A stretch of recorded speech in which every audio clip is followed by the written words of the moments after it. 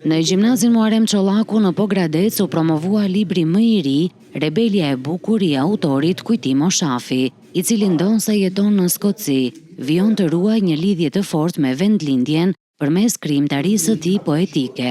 Sot ishte një emocion i veçantë sepse në 3 botime ishte era e parë që promovoi një libër këtu në vendlindjen time në Pogradec.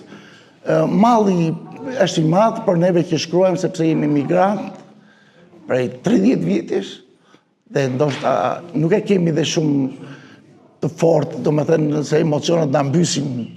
Më shumë e kemi më të lehtë të shkruajmë se sa të flasim. Shkrimtari Dimitër Pojanaku vlerësoi kontributin e Oshafit në letërsinë pogradecare, duke e cilësuar tashmë si pjesë të rëndësishme të identitetit letrar të qytetit. Libri më të roqi për faktin që shtjellonte të gjitha temat të dashurisë, të vendlindjes, së mallit.